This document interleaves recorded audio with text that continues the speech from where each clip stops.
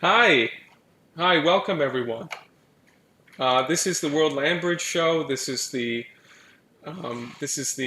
second show of the World Land Bridge Show.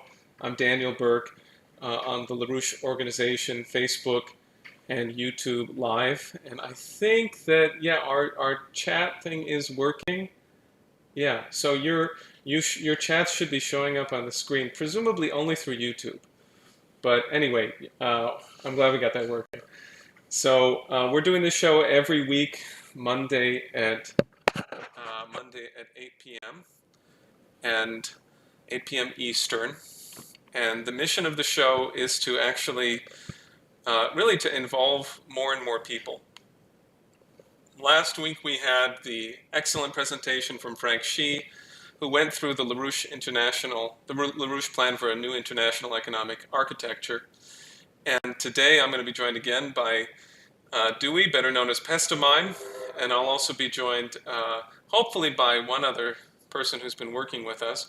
And we're going to premiere a video which was put together by some good friends of ours who are working with us, which is basically a summary of a report that was put out by the LaRouche organization back in, I guess it was February of 2021, which is called The Great Leap Backward, LaRouche Crushes the Green New Deal. So you are welcome to read that, and I will get to a moment where we can discuss that. But the core theme, therefore, for tonight, in the midst of the present strategic crisis, is that there are no limits to growth. Many people are familiar with this slogan, so to speak, but it's not a slogan, and so you really should not treat it as such. It's a truth about the nature of the universe and mankind's relationship to it.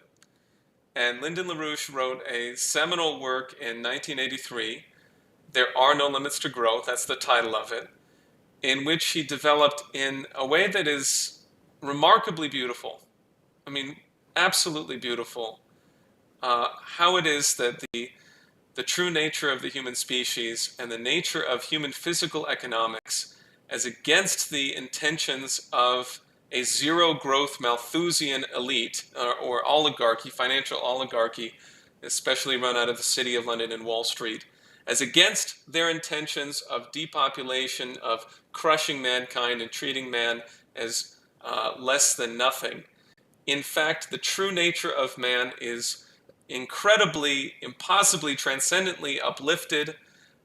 It is a power to create, to be a co-creator in the universe, and to bring about miracles through the action, the intelligible action of the human creative mind. And he develops very clearly how that human creativity works and why it is that this promises us, that we could be actually an immortal species, that we could make constantly greater developments that would very significantly upgrade the cultural level of the human species and create the basis for, a real future. Okay, so I want to do one thing. I want to do a couple of things first. I'm going to go through a bit of a strategic briefing. Hi everyone. Hi Sebastian. Really good to see you on the program. But we're going to go through a bit of a strategic briefing. I'm going to keep that short, and then I'm going to go to a couple of quotes from LaRouche, and then we'll go on from there. Okay. So most important thing that happened in the past week is the Schiller Institute International conference that took place with retired military officials. So we had Colonel Richard Black, retired. We had Ray McGovern. We had a number of other figures, including the former head of the Italian Air Force, former chief of staff of the Italian Air Force, and a leader of a strategic intelligence institute in France. And it was all keynoted with an extensive report, an extensive speech by Helga Zepp-LaRouche, about 30 minutes, which you can find on the Schiller Institute website. A lot of what was discussed is the incredible nearness to nuclear war, and the fact that as of yet there is motion towards resisting this from different layers in society, but the governments of the United States, of Britain in particular, of the UK, and other European nations are, for example, Germany, are completely locked into World War III policy, and it's completely insane. The insanity of politicians is taking us to nuclear war. So I want everyone to know you can go and watch that, and you can see real time the way that the Schiller Institute, the way that the LaRouche movement is intervening in world history. Because one of the things that immediately happened thereafter is that a series of slander articles were written in Ukraine by specifically in order to attack Helga Zepp-LaRouche, Colonel Richard Black, and Ray McGovern. So this is called the Center for Countering Disinformation. The Center for Countering Disinformation. It's a NATO-run organization that attacked Colonel Richard Black last week after his interview with Mike Billington reached over 600,000 views, is now attacking Helga for spending 10 years promoting Russian disinformation, and so on. This is a NATO-run international hub for information warfare. They've also published an attack on Ray McGovern. So what we're doing is, as our friend Dennis Small said today, we're drawing blood. There is a reaction to the fact that we have gotten out not just a warning of nuclear war, a warning of the actual implications of this. People who watched last week will remember the statements from RUSI, the Royal, I keep forgetting what it is, but the Royal Defense think tank out of Britain. It's been around since 1831, calling for a Cuban Missile Crisis on steroids. Well, that's the intention that we're facing, the danger of that basically the people who are running the war want nuclear escalation to the point of the threat of thermonuclear war, complete, increasingly in that direction. They think that this is what's good for them, right? But in that context, we have people warning about this danger and talking about its cause and its solution. And the cause is the economic crisis. The cause is the strategic economic breakdown, the breakdown of the entire neoliberal order, the breakdown of the Wall Street City of London system. So the solution is to reorganize it. The solution is go to things that LaRouche has been talking about since 1975. And that's what we want to address with you today, because the solution depends upon a method. It depends upon an insight, which is summed up in this book, There Are No Limits to Growth. You should go and read it. It's very easy to find a PDF. You can go to Amazon, you can buy it, no problem. It's a short book. It's extraordinarily powerful. And after you read it, you will become, powerful in fighting against a Malthusian policy of population reduction, which we're going to substantiate with this video that we're going to go through later in the show. So I want to go ahead and let me just make sure I have this up. I am going to transition to, okay. I'm going to show you a couple of things to kind of put a little bit of a finer point on it. All right. There's a food crisis. We've been talking about this at the LaRouche movement extensively. There's a vicious food crisis that could lead to the starvation of 1.7 billion people. What's causing it? Everywhere you look, people are blaming Russia. I saw actually a really good tweet on that today from one of our friends at Infrared about just showing the incredible hypocrisy that's represented there. Antonov, this is Anatoly Antonov, he's the Russian ambassador to the United States. He gave the following statement: the food crisis is worsened due to Western sanctions. And he is, of course, was a speaker at the April 9th Schiller Institute conference, in which he stated that without the help of the Schiller Institute, it will be very difficult to find a compromise that fits everyone. And in addition, he stated that he was going to absolutely work with us on our policy of a new international security and development architecture. So what's the basis for that? It means we reorganize this bankrupt system, we cancel these insane sanctions, and we double food production. That's the LaRouche plan. Meanwhile, Putin gave a speech at the first Eurasian Economic Forum. One moment. And this was something that was really typified by the idea of this forum was really demonstrated by the comments of the Shanghai Cooperation Organization Secretary General, who is a Chinese and former Chinese diplomat named Zhang Ming. He got up and said that we have two organizations that have improved the basis for cooperation, and what are we going to do? We need to unite forces and make full use of the strengths of both organizations. So the Shanghai Cooperation Organization Secretary General is saying that we have to unite with the Eurasian Economic Union, which, by the way, people may remember that if you go to LaRouchePub.com and you look at the LaRouche plan for a new international economic order, which Frank went through for us last week, you will see the statement here, where is it? Right here.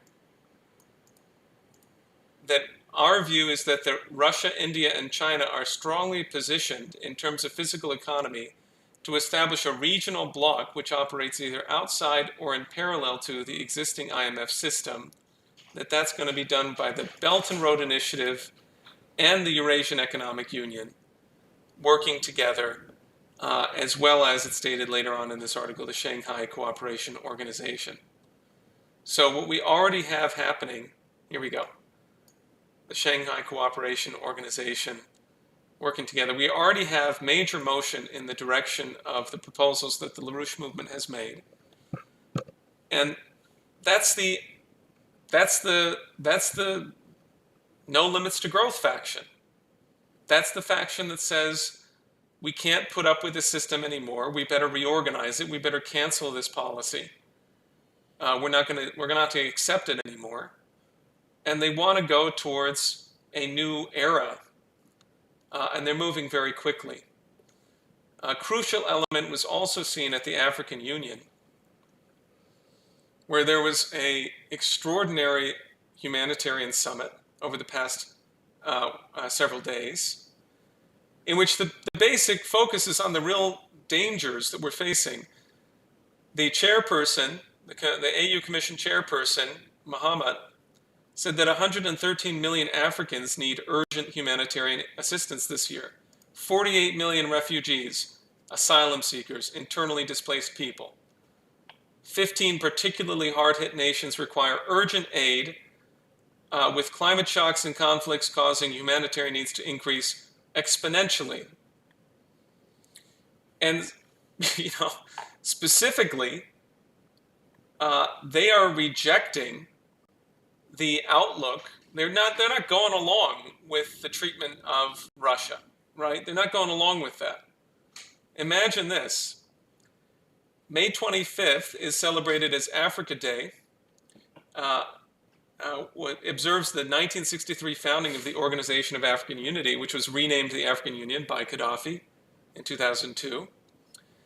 On this Africa Day, they stated, the AU Commission chairman stated, Africa has become the collateral victim of a distant conflict, that between Russia and Ukraine.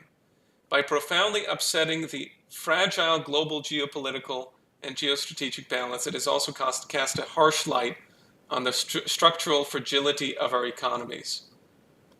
What's going on is soaring inflation and food prices, absolutely disastrous conditions. And meanwhile, what are they getting from the West? What are they getting from this lunatic Guterres? Sure, we're helping, but this is a drop in the ocean. 1 in 5 Africans were undernourished in 2020, and therefore we need to adapt to the climate emergency. 50% of climate finance must be allocated to adaptation. This is nuts. He says that Africa needs renewable energy. You're talking about 1 in 5 people are malnourished or undernourished. We have 113 million Africans who need humanitarian assistance urgently. 48 million refugees, and he's saying that we're going to solve that. We're going to solve the problems of Africa using renewable energy. So this is sort of the situation, is that there's tremendous potential. There's a certain reality focus about solving the crisis, but there are massive limits on, bringing this into existence because of the absolute depravity of the outlook, the image of man reflected by Guterres in this statement, but by, for example, Liz Truss, who is saying, as all of these developments are happening in Ukraine to the benefit of the Russian forces, now she's saying it's completely legitimate to send tanks and planes. We just want to do as much as possible to get the most advanced weaponry to Ukraine and continue this conflict and fight to the last Ukrainian. Of course, that's not what she's stating publicly, but that's the effect of this policy. So there's a huge limit on whether we can actually accomplish what mankind should be doing. And if we want to break out of that limit, then we need a revolutionary force of people in the world, in each nation, who are demanding that the leaders of the world get together for a new conference to initiate a new international security and development architecture. This is the substance of the Schiller Institute petition, which I really strongly recommend you to read and to sign. And this is, you can see actually, of course, the conference here. We had another major conference based out of Denmark that was about the Finnish and the Swedish question of NATO. But here's our petition. You should we have to go back to this every single week and ask you to sign it. One of the recent signers is Jeff Young, the successful Democratic nominee in Kentucky's 6th congressional district. But it goes through the means, the policies laid out by Lyndon LaRouche based on his truthful idea about the nature of man and the universe, of how to fix this. And so I'm going to conclude this section by going through this slideshow. Just 2 items, actually. I'll start with this. Reduced to essentials of principle, all validatable discoveries of universal physical principle occur in the same general form. This is LaRouche's great topic, which is how do you make a discovery, and what does that have to do? How does that relate to your economy, to your society, to humanity? What is a real discovery? How do you make it? What is that? How does that relate? And here are the 4 items that he lists in this particular paper from 2001. These discoveries of universal physical principle, they require the use of experimental methods to generate an ontological paradox in an existing equivalent or analog of mathematical physics. To find the ontological paradox, you have to find that which is fundamentally impossible to resolve in the present axiom theorem lattice. Then we have to go to a generation of a solution in the form of newly discovered or rediscovered technology or universal principle from within the sovereign cognitive capabilities of an individual mind. Somehow the mind, the individual human mind, generates the solution to the paradox by discovering or rediscovering a principle, a true universal principle or validatable discovery of universal principle, or a universal principle that can be validated in its discovery, so to speak. Then you need to actually be able to replicate the original experiment and the act of discovery within the sovereign cognitive powers of another individual. So you have to communicate the discovery. The sharing of this experience in a sufficiently broad way within a society to permit the discovered principle to become a subject of the cooperative practice needed to bring the use of the principle to fruition. That, in the simplest possible way, is what should be understood as the act of discovery and social integration of a validatable universal physical principle. Very simple thought process that he's laid out for us. Not exactly thought process, but a very simple process in society, within an individual, within ideas. And what comes from this? This method is the foundation for the classical humanist mode in education, including one's own self-education. In the process of developing mankind's increasing mastery of the universe, there's a certain ordering in the determination of which discovery must tend to occur first, and a second, which is likely to occur only in the changed environment brought into existence by the prior discovery. Since the increase of mankind's potential relative population density is measured per capita, per square kilometer, and in terms of demographic characteristics of populations, is the result of man's increasing mastery of the universe through the application of valid discoveries of principle, the following must be said of the notion of time, and he goes into that.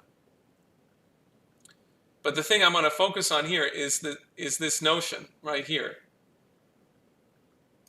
that the very ability to increase the physical economic power of the human species, which LaRouche identifies through his metric potential relative population density, which is basically the potential of your economy to have the population density that you're capable of achieving, that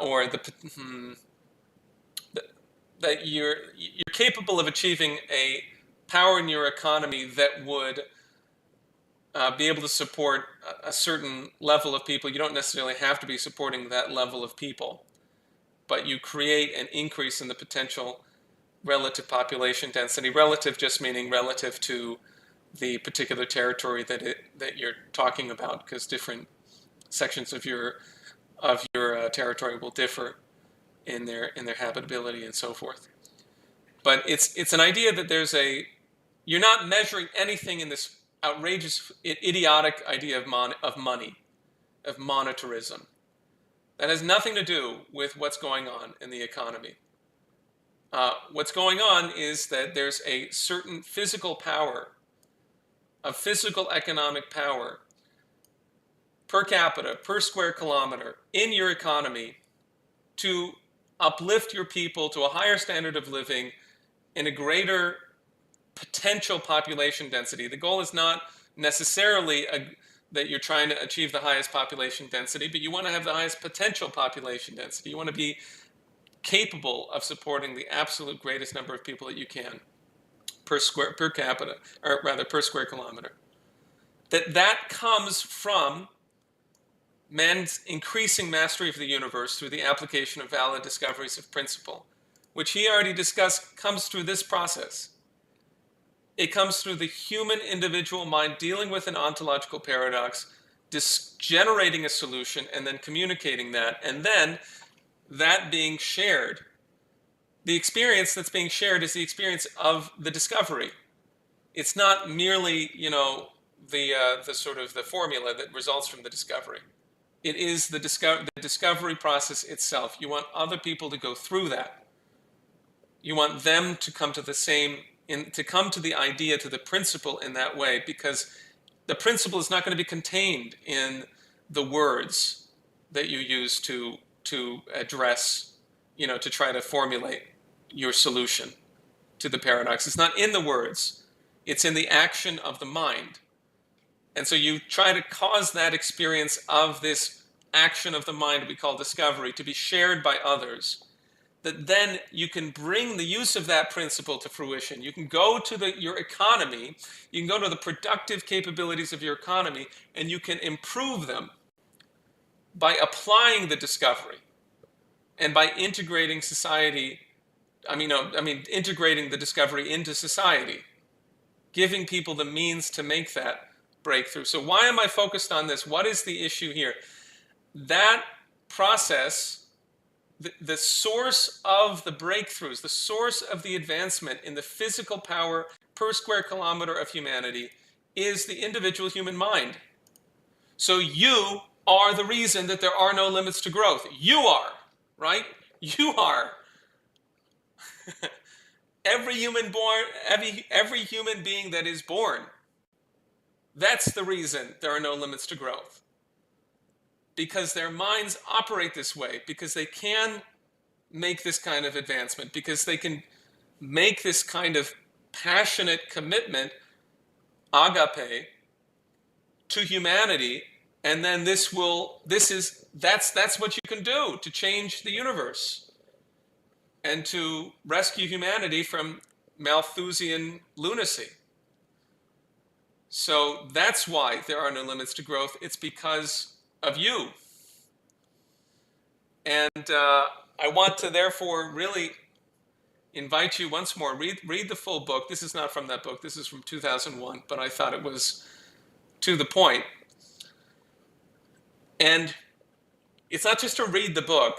I encountered a number of people who have read a lot. They've read a lot of books, but they haven't learned anything from them because they haven't really made any discoveries. They've just ingested information, and barely, if that. So don't just read the book. That's not the point. Make a discovery. Make the discovery that LaRouche made about these crucial questions of the relationship between the human mind, the individual human mind, and the economy and humanity as a whole, and the universe as a whole. And then you will be able to ensure that we have the capability of solving the crises that we're in, the massive strategic crisis that we're in, which requires a top-down, developed solution. So, okay. So with that being said, I'm going to take a look at the chat, which I've not been paying attention to, so you have to excuse me for that. And I don't yet have this totally set up about how I'm going to do that. Okay, I'm going to go back here. Barry Harless focuses on Glass-Steagall. That's certainly true. LaRouche is rising. That's obviously the case. And yeah, okay, some good stuff. All right, so welcome everyone who's watching on YouTube. Welcome everyone who's watching on Facebook. Let me see if I can bring that up too. And then we're going to go to this next segment. And I really want to thank Ashley. Ashley has been helped me sort of organize some of the material and has done a very good job. I'm still trying to figure out how to properly use some of the things that she's providing me, but we have a team of people who are working on this, and I really appreciate what they're doing. So, okay, we'll get to. Is that it? Yeah, hold on. Is this it? All right. Well, one way or another, we're sort of neglecting our Facebook friends, but yeah, I'll have to figure it out another way. So right now, I'm going to go back to this, and I'm going to back up, and I have a special guest for you. We're both kind of sweltering in this hot room in the back of my house, but this is Pestamine, and otherwise known as Dewey. And so welcome everyone, and we are going to show you, well actually hold on, I'm going to take this off, I'm going to add this.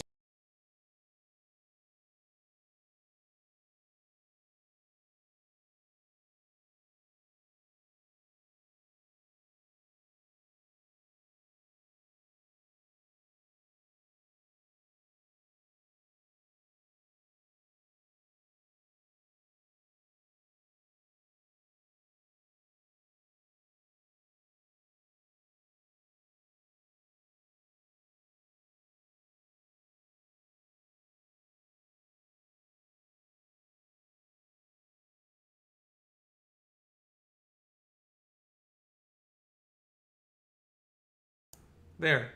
Now you should be able to hear us. So I'm hoping someone can tell me. No, that one's okay. That one's okay. And I will move this over to. Yeah, I guess we'll do this one actually.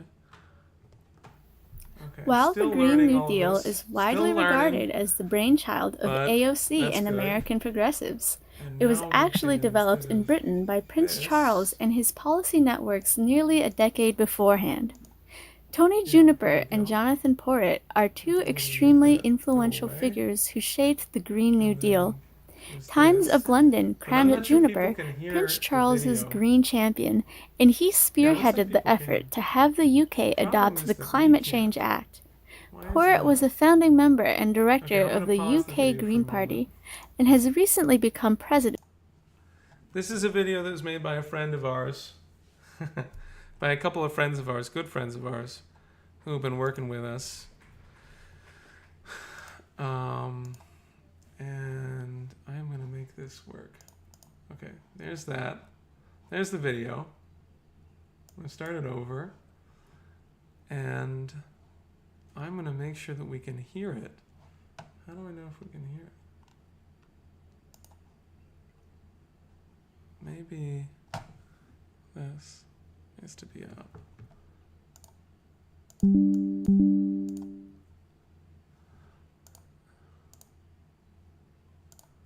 There we go. Okay. Is that possible for us to hear? Okay, I thought I had this worked out. So, what if I play it over here at the same time? No, that's gonna screw it up. All right, I'm gonna play this, and then it's very good to begin with, and then we're gonna troubleshoot while I'm playing it. So I'm going to play the video. You can hear it. While the Green New Deal is widely regarded as the brainchild of AOC and American progressives, it was actually developed in Britain by Prince Charles and his policy networks nearly a decade beforehand. Okay, I took this off. Tony Juniper and Jonathan Porritt are two extremely influential figures who shaped the Green New Deal. Times of London crowned Juniper Prince Charles's Green Champion, and he spearheaded the effort to have the UK adopt the Climate Change Act. Porritt was a founding member and director of the UK Green Party, and has recently become president of the Optimum Population Trust, a UK-based charity which is concerned with population growth and conservation. During a 2009 speech praising OPT research, he agreed with suggesting that the UK's population must be cut to 30 million from then 62 million, if the country wants to feed itself sustainably. Returning to the royals, it should come as no surprise that managing overpopulation is an important passion project for both Philip and Charles. Philip very notoriously said, "In the event that I am reincarnated, I would like to return as a deadly virus, to contribute something to solving overpopulation," in 2009. The Prince of Wales obviously follows in his father's footsteps in this notion, lamenting that the population of Lagos in Nigeria has risen from 300,000 to 20 million during his lifetime. He continued, "I could have chosen Mumbai, Cairo, or Mexico City. Wherever you look, the world's population is increasing fast."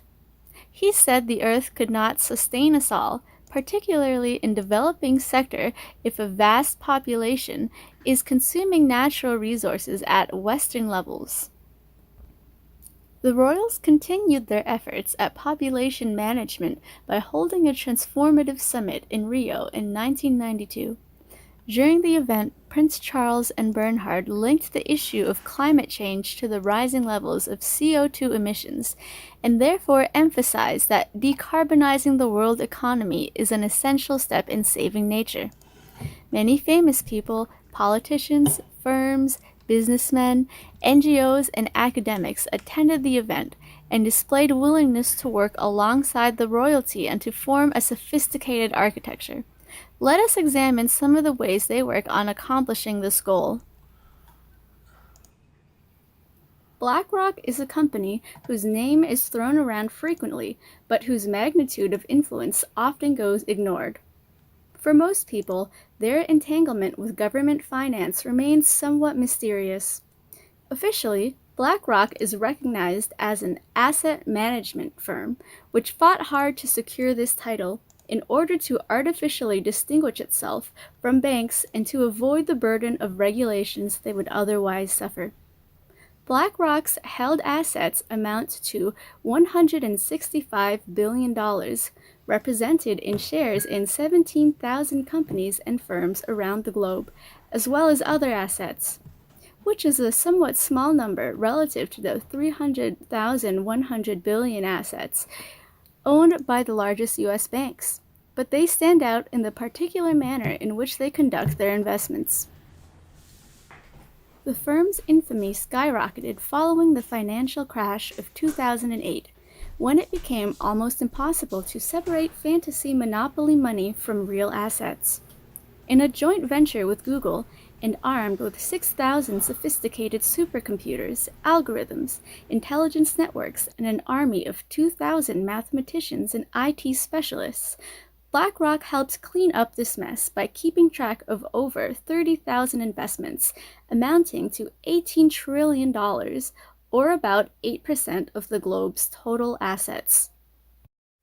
BlackRock then leveraged its expertise to develop and pioneer a systemic new approach to speculative finance in order to effectively bypass what were then a set of new restrictions aimed at limiting this practice, which led to the crash of the economy.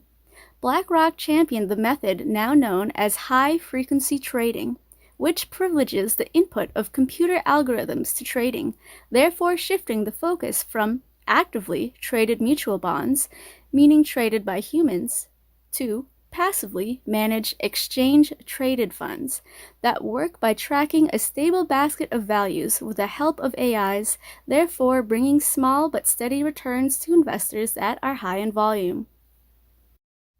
This method has become enormously popular among the ghouls at Wall Street. As of January 2021, BlackRock is responsible for managing $8.76 trillion in assets and for employing 13,900 people spread over 30 different countries, making it the largest asset management company on the globe.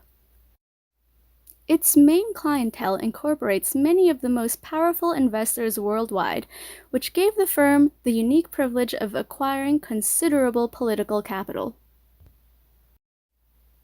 In becoming widely recognized and influential, BlackRock managed to infiltrate all ranks of government and the deep state. Biden has essentially granted the firm strong access into his administration. Some of the most notable hires include the following names: lawyer Adewale Adeyemo, BlackRock's former chief of staff, who is now appointed as Assistant Secretary to the Treasury; Brian Deese, who was appointed as Director of the National Economic Council; and Michael Pyle, who is nominated as Vice President Kamala Harris's chief economist. Biden even considered nominating Tom Donilon, who occupies the position of the president of BlackRock Investment Institute, as a director of the CIA, as well as Larry Fink, the firm's CEO, as the Secretary of the Treasury, though both deals fell through due to the fact that these appointments would have been too controversial. Okay, I'm going to pause it here because I think you should be able to hear me now. And we're still having some technical difficulties, but this is crazy, right? The BlackRock guy is appointed to. They wanted to make him the head of the CIA. So this is really take a moment and think about the strategic implications of the United States being run by this Malthusian financial oligarchy, explicitly, directly. Okay, here we go. Even for Biden. Nevertheless, Larry Fink was not too perturbed by the fact that he was not appointed, because he, along with the rest of BlackRock, discovered many new ways to practice their ideology. At the beginning of 2022, Fink published an article titled "Larry Fink's Letter to CEOs: The Power of Capitalism," in which he emphasizes his commitment to the issue of climate change, and he makes it clear that his bottom line is to get companies under BlackRock's management to submit to the aspirations of the Green New Deal, saying that every company and every industry will be transformed by the transition to a net zero world. The question is, will you lead or will you be led? BlackRock had already set the precedent prior to the publishing of this letter when they began targeting energy production industries around the globe. In 2020, Larry Fink commanded the South Korean energy company KEPCO to stop the construction of their projects of fossil fuel-powered facilities and nuclear power plants in Indonesia, South Africa, the Philippines, and Vietnam, in the midst of a pandemic, bringing him closer to realizing his Malthusian fantasy. In 1751, Dr. Benjamin Franklin published Observations Concerning the Increase of Mankind, where he argued in favor of rapidly increasing the population of North America for economic principles. This pamphlet was translated into Italian, where Gianmaria Ortes, a representative of the rentier financier families of Venice, published an attempted rebuttal.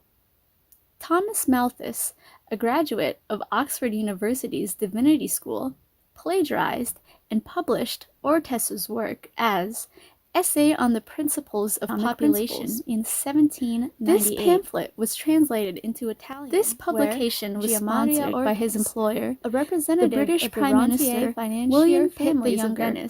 Published according to an attempted rebuttal on population was Thomas the basis Malthus, for reforming the 1800 Oxford British University's Divinity School, which ended financial assistance to published useless works as Essay on the Principles of Population, which killed 35 million Indians, was translated profited wildly from the Atlantic slave trade and China opium trade, rewarded Malthus by creating and appointing him the first professorship of political economy in Britain. Malthus argued that human population growth is geometric, while food production is arithmetical, so an increase in the number of humans will inevitably result in famines and catastrophe.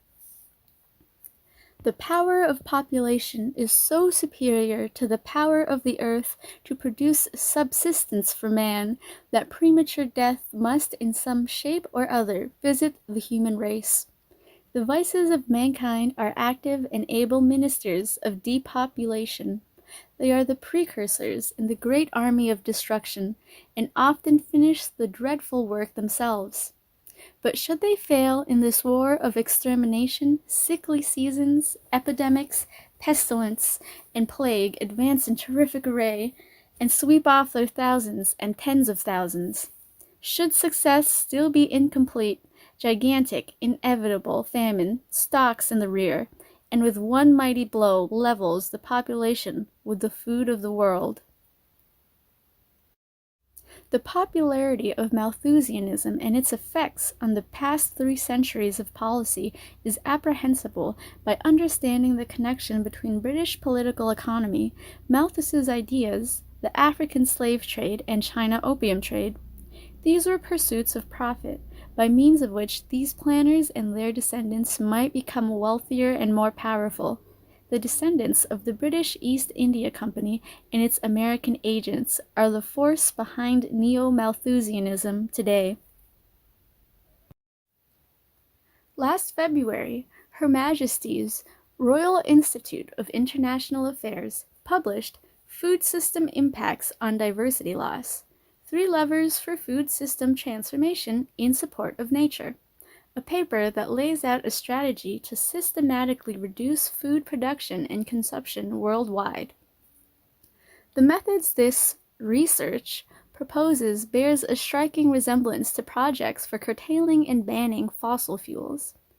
The paper makes it explicit that the goal of the monarchy's policy is to raise the cost of food globally and forcibly reduce world food production permanently. The RIAA study posits that producing food is the main cause of the destruction of biodiversity around the world for terrestrial and aquatic ecosystems. Over the past 50 years, the biggest driver of habitat loss has been the conversion of natural ecosystems for crop production or pasture. The area of land occupied by agriculture has increased by around 5.5 times since 1600 and is still increasing. Currently, cropping and animal husbandry occupy about 50% of the world's habitable land. In the summary, the researchers object that policies and economic structures have aimed to produce ever more food at ever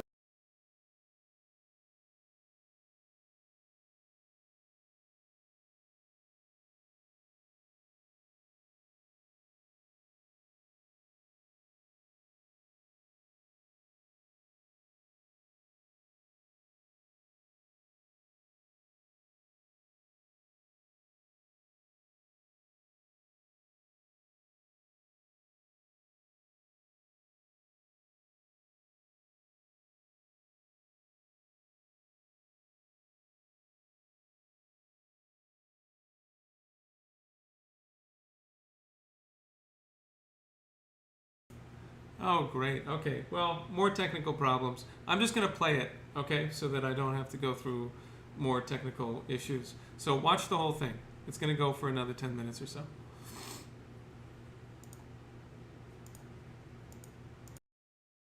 lower cost. Intensified agricultural production degrades soils and ecosystems, driving down the productive capacity of land and necessitating even more intensive food production to keep pace with demand. Growing global consumption of cheaper calories and resource-intensive foods aggravates these pressures. Current food production depends heavily on the use of inputs such as fertilizer, pesticides, energy, land, and water. The RIIA proposes a three-lever solution for crushing the cheaper food paradigm. The first is to change dietary patterns to reduce food demand. The authors claim that dietary change, reducing food demand, is essential in order to preserve existing native ecosystems and restore those that have been removed or degraded. The desired outcome of these measures is to bring food system emissions in line with the temperature goals of the Paris Agreement on climate change. The second is that large percentages of land used for growing food must be removed from farming to be protected and set aside for nature. The greatest gains for biodiversity will occur when we preserve or restore whole ecosystems. With some exceptions, this will typically require significant areas of land to be left or managed for nature, primarily because the extinction risk for any species grows as its population size shrinks, and because many large animals require a large area of habitat to sustain an adequate population. Human dietary shifts are thus essential in order to preserve existing native ecosystems and restore those that have been removed or degraded. The final lever is that farming must be transformed to become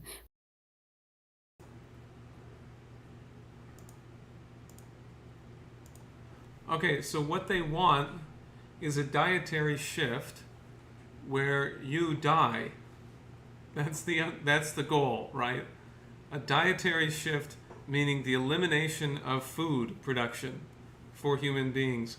What is happening right now? What is going on? The vicious hyperinflationary process in food prices, in energy prices. This is a self-destructive, self-suicidal system that we're dealing with. So we had better reorganize it because it can only go in one direction, which is a dietary shift where you don't get to eat. It's not this foolishness about bugs and the pod you're going to live in. It's because the point is that you're never going to get there. The system is crashing, it's totally collapsing, and that's what we're actually dealing with. That's the actual problem at hand, and we need reorganize it with the action of individual people to bring about the better system. Okay, that's the emphasis I want to make here. And I'll get back to it now. More nature-friendly and biodiversity supporting, forgoing chemical and synthetic inputs, and using less efficient and less sophisticated tools and machinery.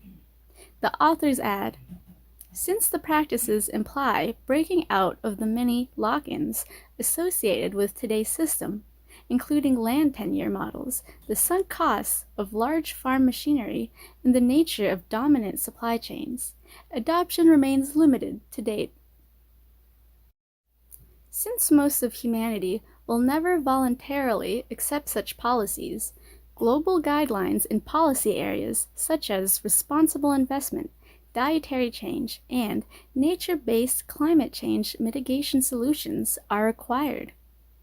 Incentives and responsible investment, cutting credit to modern farming, as also to modern forms of energy, will be necessary. Such are the proposed measures of the RIIA to the series of international conferences and summits scheduled for 2021 on food systems and biodiversity, and the first UN Food Systems Summit later in the year. In May, I just think that's really funny, the People's Summit. It's really outrageous that that's what they get away with calling it. 2020, the European Commission, the executive organ of the European Union, released its Farm to Fork and Biodiversity Strategies, a significant part of the EU Green Deal. The dictates are to be imposed over the next decade, with a Commission review scheduled for the next year. The strategy implements many of the recommendations from the RIIA report, namely The second lever, decreasing the amount of land allowed for farming, and the third lever, limiting the use of inputs such as using less fertilizer and less crop protection chemicals. The farm-to-fork strategies radically changed the purpose of agriculture laws from producing food to environmental protectionism and decreasing carbon emissions. This policy issues concerns about the need of the global human population for their stated goal of instead reconciling our food system with the needs of the planet. Later that year in November, the U.S. Department of Agriculture's Economic Research Service published a rigorous and scathing review of the policy named Economic and Food Security Impacts of the European Union Green Deal's Farm-to-Fork and Biodiversity Strategies. In their review, the USDA reports that the farm-to-fork strategies are specifically reducing the land used for agriculture by 10%, reducing use of fertilizers by 20%, reducing use of pesticides by 50%, and reducing the use of antimicrobials, antibiotics, and other medications for livestock by 50%. Almost all of the nature-friendly, biodiversity-supporting, alternative farming recommendations by the RIIA study necessitate additional chemical inputs to equal the yield of normal methods. For example, no-till farming that limits disturbance of natural processes and habitats needs a larger amount of herbicide because one of the purposes of conventional tilling is to remove weeds.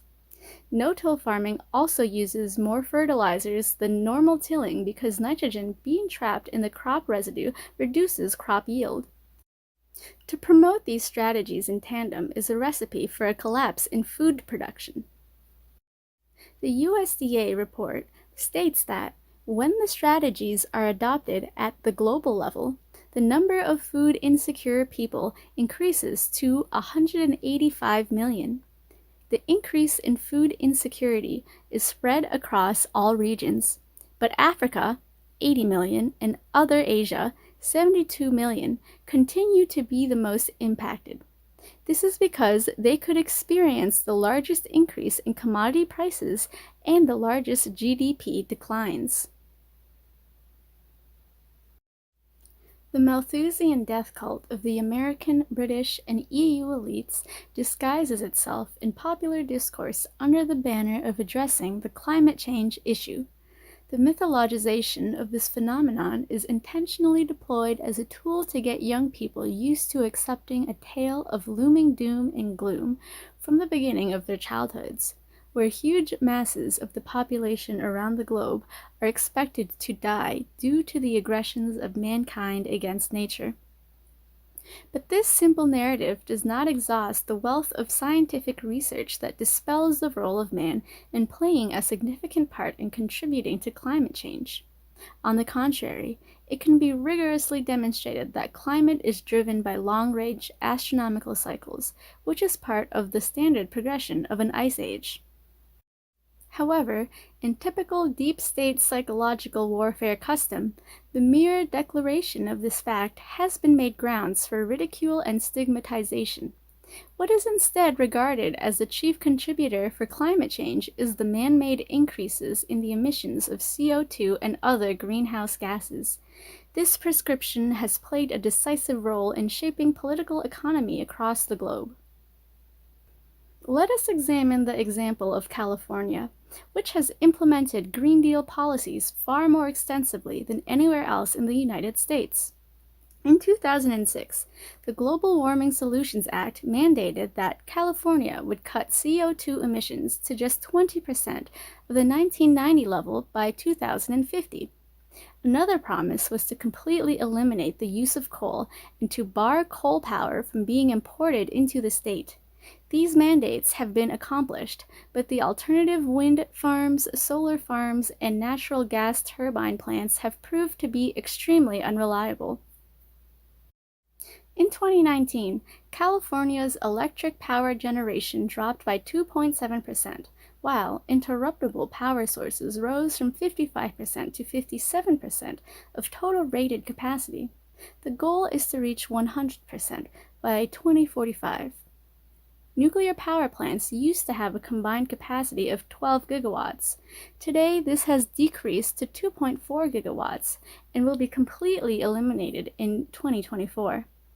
For actual generation of electricity, coal accounts for 0%, nuclear power 2.6% compared to 19% nationally, wind, solar, and biofuel accounted for 36.6%, double the nationwide average. Natural gas turbine plants account for 60%. These ratios are in accordance with the Green New Deal profile for electric power. California currently imports 1/3 of its total electricity. In California, the price of residential electricity is 50% above the national average, commercial electricity 70% higher, and the price of industrial energy is 150% higher. The state suffered from 3 regional power blackouts from 2019 to 2020. The blackouts were caused by attempting to shut down some of the gas turbine capacity, which became the backup redundant power for wind and solar farms. A high-level emergency was declared on the grid in August 2020. Wholesale electricity prices reached... This is a good play. These are the things that we can rip up in order to plant new crops. So please keep that in mind. $1 per kilowatt hour. Governor Gavin Newsom commented that the displacement of fossil fuel by solar and wind was a moral and ethical imperative, but it had created gaps in reliability in the electric grid. Given the complexity of this conspiracy, of which we've hardly scraped the surface, it is tempting to imagine that there are no available remedies to alleviate this mess. But the truth is, as LaRouche has suggested, the reversal of this crisis, which threatens the lives of billions of people across the globe, could be accomplished by instituting the 4 following measures. 1. Immediate reenactment of the Glass-Steagall Law instituted by U.S. President Franklin D. Roosevelt without modification as to principle of action. 2. A return to a system of top-down and thoroughly defined as national banking. 3. The use of a federal credit system is to generate high productivity trends in improvements of employment, with the intention to increase the physical economic productivity and standard of living of the persons and households of the United States. 4. Adopt a fusion driver crash program. China is an example of a country which looks to surmount the global conspiracy to destroy humanity. Okay, I'm just going to stop right now so you know what the point is of the coming section. Yes, if you listen to China's government, they talk about CO2 reduction. Yes, they talk about a green, sustainable outlook. That's true. But their total focus is on development, is on real economic development. Their total emphasis is on the idea that you absolutely cannot sacrifice development in order to preserve the environment. Xi Jinping said as much at the Davos summit in 2021. So keep that in mind as you listen to this section.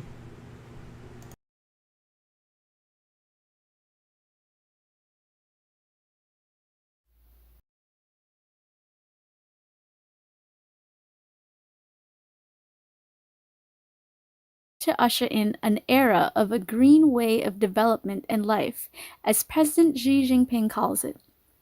China's future of energy is 100% emissions-free. It will rely on the construction of thorium-based reactors and the achievement of energy production through thermonuclear fusion power, whose helium fuel will be mined on the moon. Furthermore, China uses its economic capacity to aid other countries in the development of their physical infrastructure, ensuring an increase in energy density across the globe.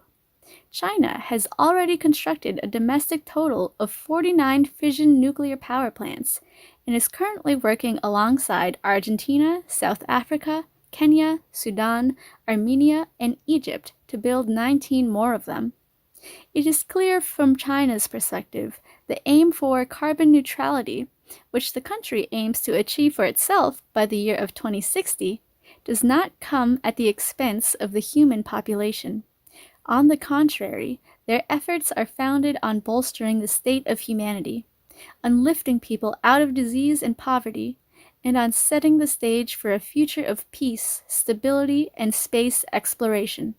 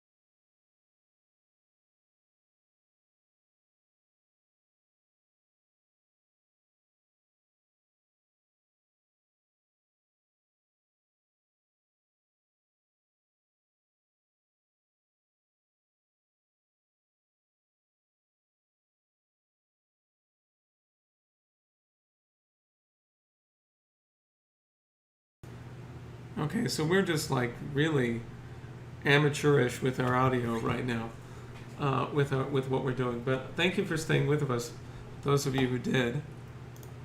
The thing I wanted to tell people about is this, the pamphlet that the whole video is based on, which you can find at the LaRoucheOrg.com or the LaRoucheOrganization.com. And this is it. The Great Leap Backward. It's the entirety of what they went through. So there's plenty more. Like, of course, there's updates since then that we've published. But the idea of actually making this video came from people who wanted originally to talk about the World Economic Forum, and then decided that once they had read this pamphlet, they actually needed to get the whole story out. It's not something, I don't know how to put it exactly. It's much bigger than most people are willing to believe, and it's going to take educating the American people on this for them to be able to change. Not just the American people, people all over the world. There are updates here that go through it, but generally you're going to want to go to LaRouchePub.com to get the latest. Okay, so here we are, Pesto. We had, we've been struggling a little bit with the audio, but I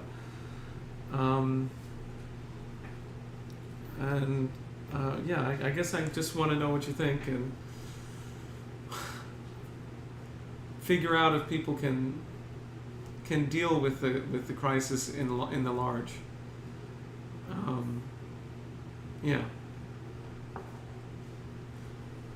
Also, I'm pissed off at that guy Reed in the chat for making fun of us. But how are we gonna deal with this?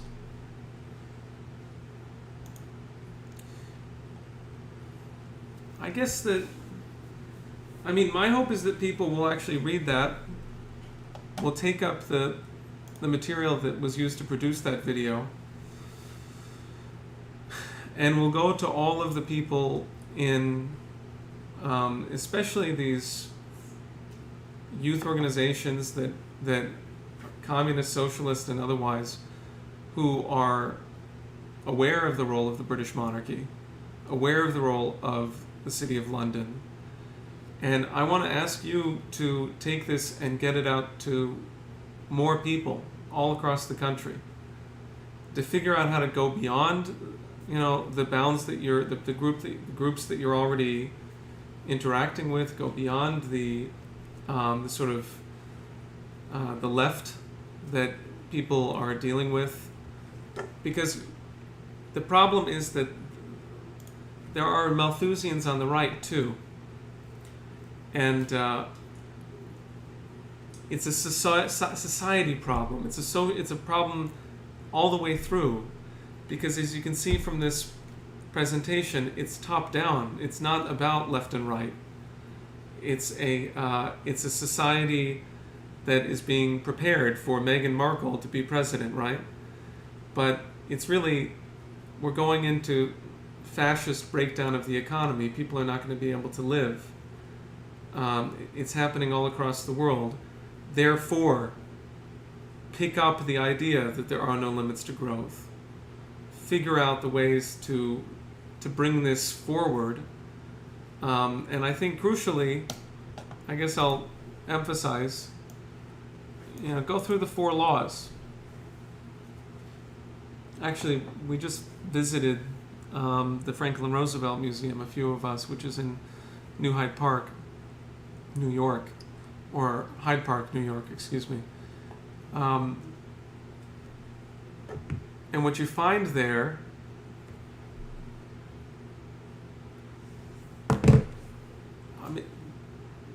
a broken nation. Roosevelt came in and there was a broken nation.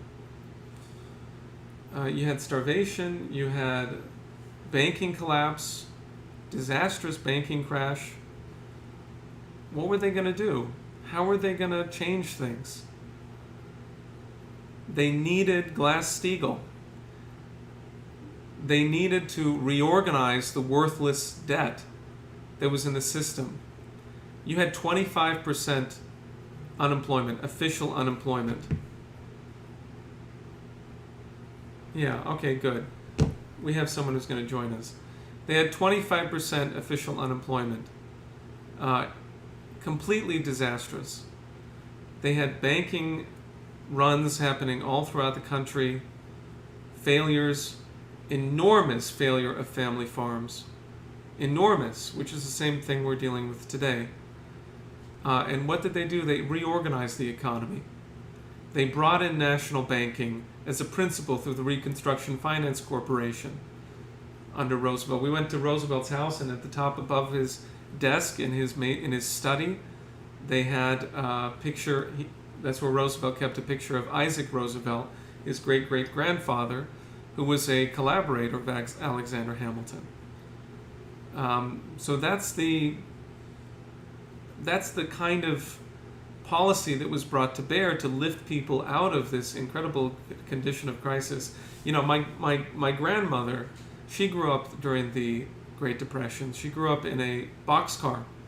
Her parents were Mexican immigrants who, her father was working on the railroad, and they lived in a boxcar, 2 boxcars. There were 10 kids, and one of my great uncles, he went and worked on, joined the WPA, and that's how he became capable of helping the family, even though it was only about, I think, $35 a month.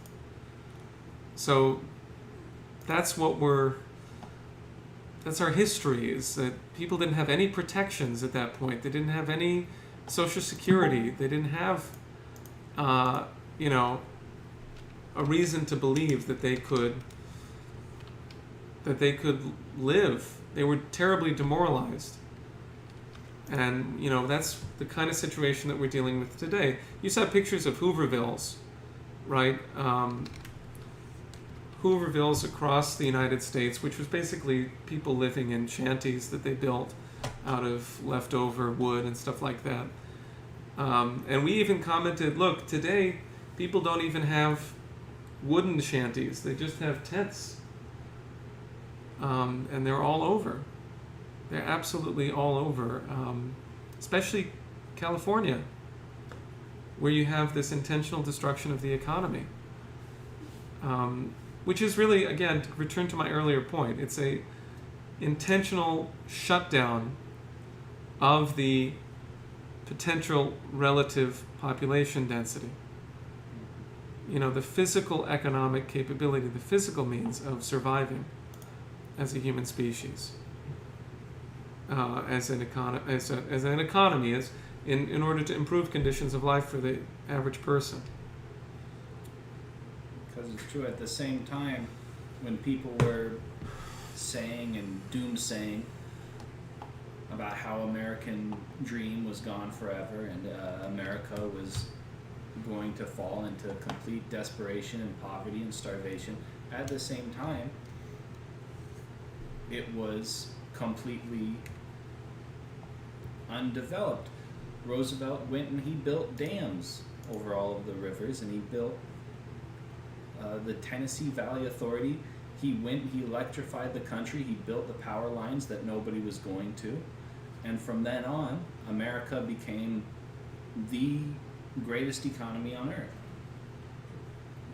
Straight from the hatching ground of the Great Depression and the place where people were starving to death, trying to beat each other with sticks to keep them from each other's farms, and trying to keep people at bay so they can't get into California. I agree with you. That if you look at you can't help but be optimistic when you take a look at what was built in the years starting in 1933. And I think in order for people now to try and see about finding a way to counter this green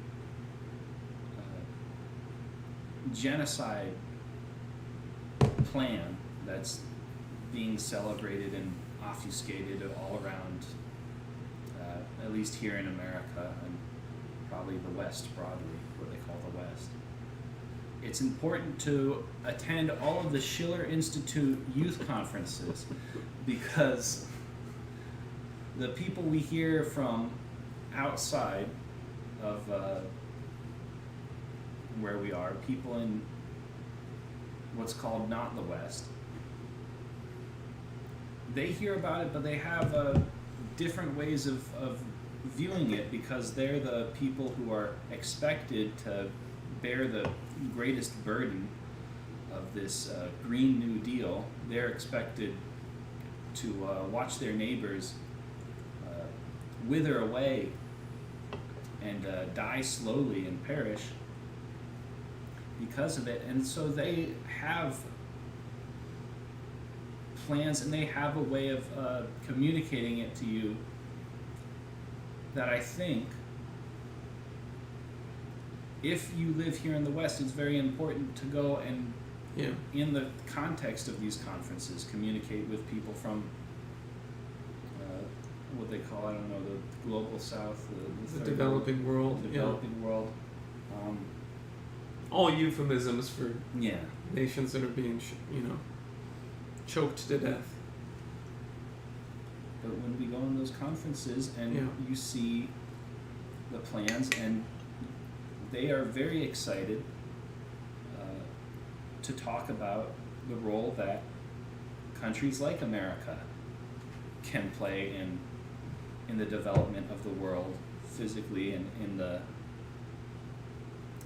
partnerships that can industrialize and beat back the terrible enforced poverty that's around the world.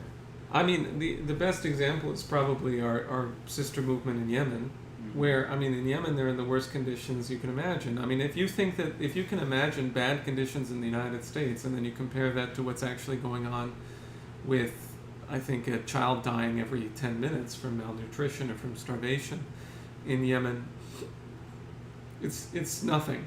It's nothing. But there's a group of youth there who call themselves the BRICS Youth Parliament, and they are studying LaRouche in Arabic, and they are meeting with ministers of government and talking to them about how Yemen can become a pearl on the Silk Road.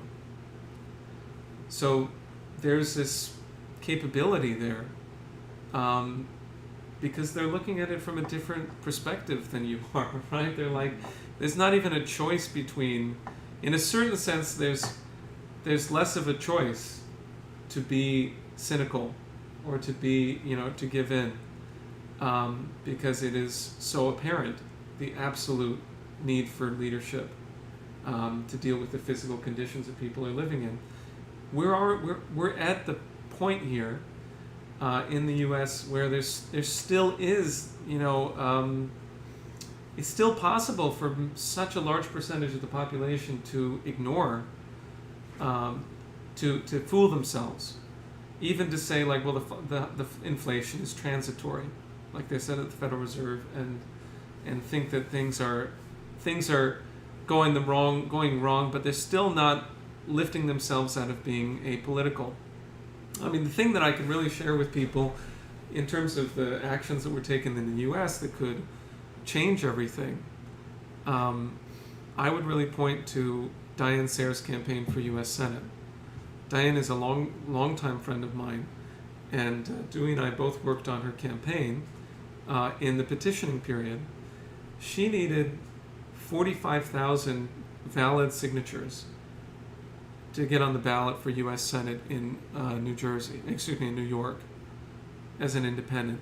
I ran as an independent in New Jersey for U.S. Senate. I needed 800 signatures, 45,000 compared to 800. Incredible challenge, which she met, and a team of people working with her met in very significant efforts all across New York State. And then tomorrow, there's going to be a caravan up to Albany to deliver the signatures, and a huge photo with everyone who was involved in it. There were over 100 people who were involved in this effort. And this is marking the beginning of the next phase of the campaign. I mean, we got out, I think, about 100,000 pieces of literature all across the state. It says you need to be closer. That's incredible. There's a great effort in the Diane Sayre campaign to change the conditions in the country. I mean, take a look at her statement after the Buffalo shooting. And to actually, she's the only person that I've seen that has the leadership just to fight clearly on the true danger of nuclear war, the Nazis in Ukraine and so forth. And this is going to continue to inspire people.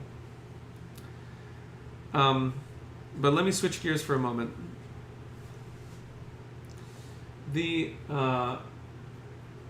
What we're going to do is we're going to have Liam Murphy join us.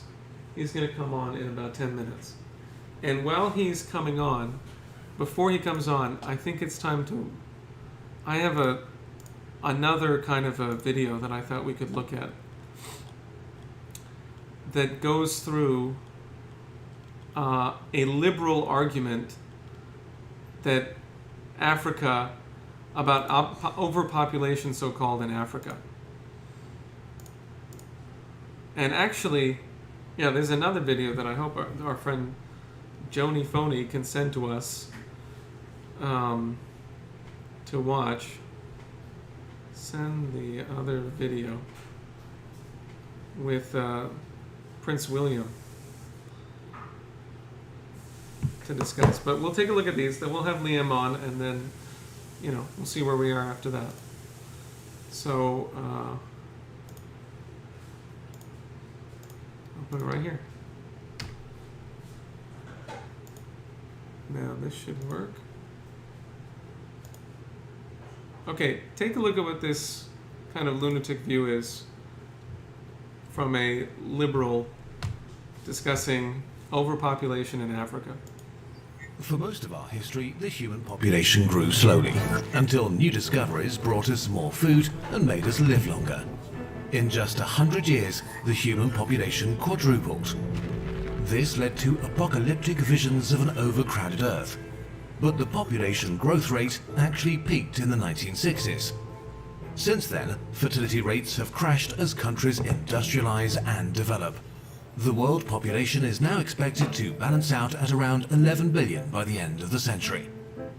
But the big picture Okay, so first of all, this is crazy because we put out a magazine back in the 1970s about how humanity needs 1 trillion people.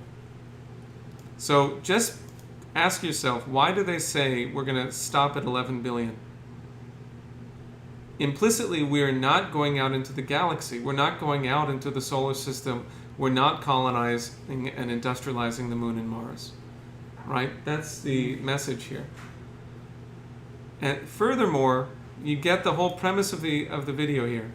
They're saying that if you have development, then there won't be as many kids, and that's a good thing. Okay, so let's hear a little bit more. rates have crashed as countries industrialize and develop. The world population is now expected to balance out at around 11 billion by the end of the century. But the big picture conceals the details. Let's look at one region in particular, Sub-Saharan Africa. In 2019, it was home to... I mean, just begin from the question of why does the Sahara have to exist at all? 1 billion people living in 46 countries. Although its growth rate has slowed down in the last few decades, it's still much higher than in the rest of the world. While some projections expect around 2.6 billion people, others reckon with up to 5 billion by 2100. Such growth would be a huge challenge for any society. But Sub-Saharan Africa is also the poorest region on Earth. Okay, so look at that. This is the most evil and heinous argument you'll ever see. Growth would be a huge challenge for... So apparently, population growth brings with it pollution, deforestation, hunger, and overcrowding. These are basically the policies. This is basically the outlook of the Optimum Population Trust, which is Prince Charles's outfit. It's the British monarchy's outlook. It's what David Attenborough said about Ethiopia, that the reason that they have poverty and hunger is because they're overpopulated. So none of this is true. For any society. But Sub-Saharan Africa is also the poorest region on Earth. So, is Sub-Saharan Africa doomed? And why do the projections vary by 2.4 billion people? As always, it's complicated. Sub-Saharan Africa is a made-up idea, and in many ways an unhelpful one. Botswana is as far away from Sierra Leone as Ireland is from Kazakhstan, and they have about as much in common. Wow. But without generalizing a little bit, this video would be an hour long. We've also talked to many different scientists for this video, and they disagreed on a lot of things. Mainly on how much fertility matters to poverty. We've done our best to summarize our research and what they told us, but take it with a grain of salt, and check out our sources where we discuss this in more detail. Okay, let's zoom out to the global perspective again. A few decades ago, many countries in Asia were at a similar point as Sub-Saharan Africa today. Large parts of the population were living in extreme poverty, and birth rates were very high. Take Bangladesh. In the 1960s, the average woman had 7 children in her lifetime. 25% of them died before they turned 5, and... Oh my God. I don't even know if I can continue to watch this. This is so liberal satanic. Including the whole art style. Of the ones that survived, only 1 in 5 would learn to read and write. Life expectancy was around 45, and per capita income was among the lowest in the world. So beginning in the 1960s, Bangladesh started a family planning program based on 3 main pillars. Okay, so this is basically like Bernie Sanders' Malthusianism, right? Because Sanders says that the key thing that we need to do to solve the problem of overpopulation is provide developing nations with abortions. Yeah. Go like AOC did in college, handing out condoms to every black person you see in Africa. That's right. Sick. Totally sick. I really can't see if I can continue to watch this. Let's look at part of it. Of a developing economy. Other Asian countries like South Korea, India, Thailand or the Philippines have gone through a similar process, often even faster. So why? why is there that huge shift? I mean, the actual reason has to do with credit policy, because South Korea under Park Chung-hee was committed to state organized credit for heavy industry. That's why this happened. Investment in health and education led to lower birth rates, which changed the composition of the population and enabled governments to boost the economy. Why didn't the same thing happen everywhere in sub-Saharan Africa? Africa as a whole has made considerable progress with childhood mortality. But especially in sub-Saharan Africa, education has improved slower than in other parts of the world. And while in total contraceptive use has doubled in the region since 1990, the unmet need for modern contraception among adolescents is still at about 60%. Sorry. So you just got to put it on this in a new window. Oh, yeah. The reasons for this are complicated, and it's impossible to give a single answer here. Africa is a big place with diverse cultures and people. All right, I've seen enough. This is just disgusting. Absolutely disgusting. Everything about it is horrible. Including, I mean, the cartoon images of people in incredible poverty, the cartoon images of things, of people's homes burning. And then they get to this part where they talk about how, oh, we can reduce a little bit, and isn't that a good thing? We can go from 4 billion to 3.8 billion. And then we can go to, whatever. And if we have nice family planning and we plan things out with renewable energy, then everything's going to be okay. So I just want to, I just thought it was worth looking at. The whole argument comes up in the whole video is the first three, the first premise, right? The first premise that the issue is, if as nations develop, then you get fewer people. The world population is that's a good now thing. expected. And that is completely antithetical to what LaRouche demonstrates with his concept of the potential relative population density. That there is a capability that increases because of the creative power of the individuals and the creative power of your society. So I can't stomach this anymore, so we'll stop. Plus, Liam is available. Anytime you run into someone who says this kind of thing, you should absolutely point out the utter frauds in the way that they think. And a great way to start would just be to say, why do we have the Sahara at all? And anyone who believes this is going to say, I mean, who knows what they're going to think, that we should keep the deserts pristine, psychotic. All right, so I'm going to stop that, and we're going to bring in, there we go. Here's how we do it. Liam, I'm going to bring you in, and Liam is going to talk to us, and I guess we can go to the interview. Yeah, we'll do this one.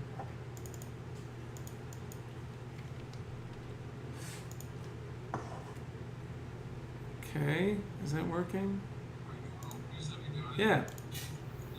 While the Green New Deal is widely regarded as the brainchild of AOC and American progressives, What's going on? it was actually Oh, I developed see. in Britain by Prince Charles and his policy networks nearly a decade beforehand. Okay, something's going wrong. There we go. Okay. Hello? Yeah. All right. Now I think I can hear you okay. Turn off the video. Hello? Can you I can't hear you. There we go. Can you hear us now? No one can see you then. Okay. Hello? Can you hear us, Liam? Can you hear us? You can't hear us? I can't hear you. Okay. All right, we're going to try to sort this out immediately. So, I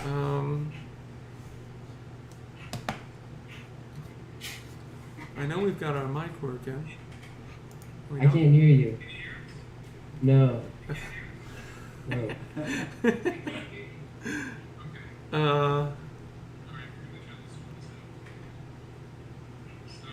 Okay. Why isn't it? Oh, I know I why. have my sound turned on and everything. Okay, now you should be able to hear me. I can hear you now. Okay, all right. All right, we're gradually, Wonderful. yeah, we're going from like a D minus to a C here. So, on this. And We can't have both of us on the screen. Well, I guess we can. No, I can Okay, so yeah, squeeze it. Yeah, so what are you going to tell us about? How you I doing, wanted Liam? to talk about reading earlier today the fall of an Anglo-Dutch empire, and I think it's important to understand the historical role of empire, because when it comes down to it, is I see writing a lot of this, is that we're against the empire that has these depopulation agenda, and I've always wondered where does that depopulation agenda stem from historically.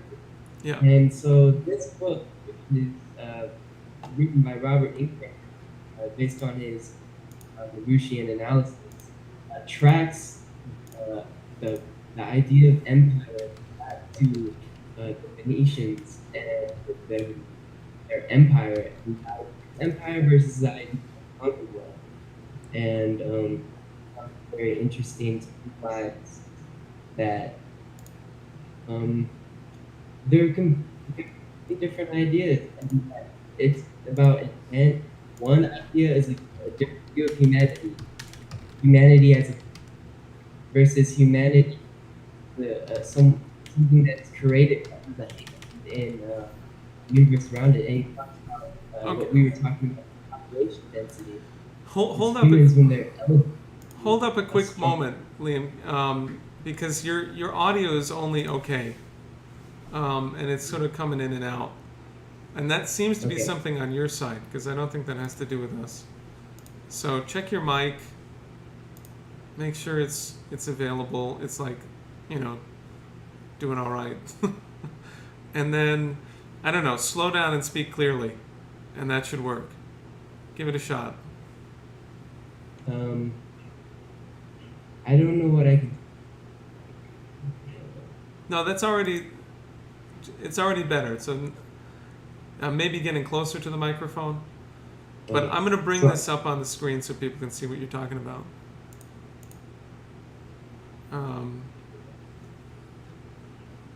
Yeah, but go ahead, please. Well, the idea of it wants the conquest. It doesn't actually want to build up its people and their creative ideas. Have a whole different view of humanity. We have a view of humanity, the Roman view, and the Roman view was man is a beast. And he even shows how all different historians and people like Galileo were set up to subject people to this form of empiricism that completely transforms man not into a creative entity but into a beast. And that is what empire is. And you get H.G. Wells and Bertrand Russell, who lived in the root of evil men in the 20th century. Yeah. I find it very interesting to see the history of empire. Okay, tell us about the Venetian Empire. Why is it relevant? What does it have to do with anything? Well, he dropped part of the history of the experiment method completely finished the work, but it seems that in empire they had these ideas that they would explore throughout Europe. You know what, Liam? Let me stop you for a moment. There's a very obvious suggestion in the chat, which is, do you have some kind of a headset? No. Okay. It's getting pretty tough to hear you. Yeah, I'm sorry. I think It's tough I that. don't have Yeah? anyway, fix but I appreciate coming out and Damn. All right. Well, why don't we do something? Why don't we plan something for next week? Why don't you come on next week? We'll do some tests with the audio ahead of time. Hopefully, we'll get better and better at that. And you should talk about the modern Anglo-Dutch system, because it's exact. I mean, what I heard when I heard you say was about the distinction between oligarchy and republic, and we have to develop that. Next week, what we'd like to do, it's probably better to shut this down in the next period here, but and just let people know what we're planning on. A lot of useful comments in the chat, but about the effect of empire. But, next week we should talk about the American Revolution, why it's so crucial, and Hamilton's National Bank, and why it's so vital. And I think that's like the crucial contradiction right now too that I've been seeing, because you see these people talk about America and the idea of America as something that's purely evil, as something that we can't take any pride in. But if they're not making distinguishment between the British takeover and the actual American revolution, where we overthrew the empire, we were a journey to try to create some nation by the people for the people, and that is, he has a quote in his book where he says that destroying Britain is basically our nation's historical mission, and Yes. got me excited. I feel the same way. I read that book like 10 years ago and found it to be totally fascinating. I mean, you just change your perspective on what's relevant to politics today. And it turns out that the Anglo-Dutch Empire is extremely relevant to, of the past 500 years or 400 years is extremely relevant to what we're doing today, to whether humanity is going to survive.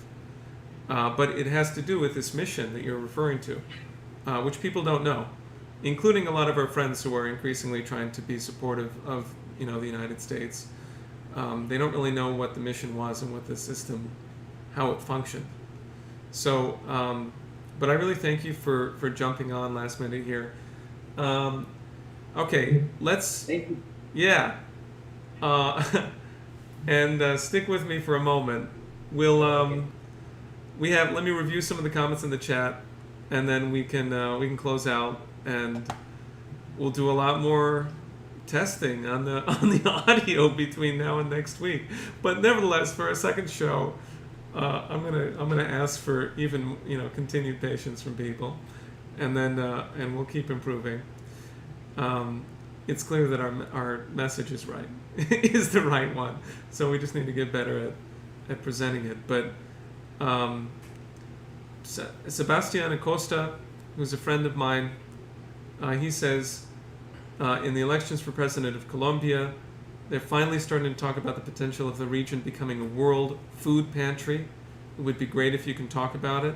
Sebastian, I actually wanted to ask you to come on the show, so maybe next week you can join us, because the mission of the United States is not local.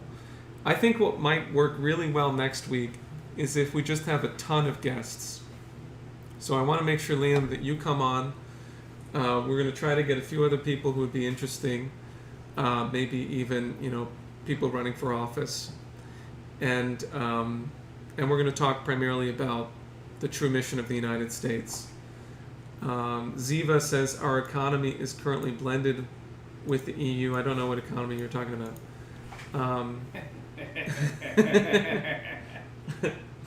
But yes, Kurzgesagt is totally heinous and evil. Yes, we have the right policy. So please stick with us.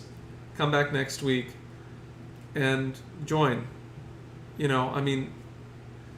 We're trying to build the number of people who are prepared to come out and passionately present what they understand from LaRouche's ideas. And I really laud you and thank you, Liam, for attempting to do that. And so we'll follow through next week, and more people get involved. Sound good? Awesome. Okay. Thank you, everyone, for watching and for supporting the stream. Take care.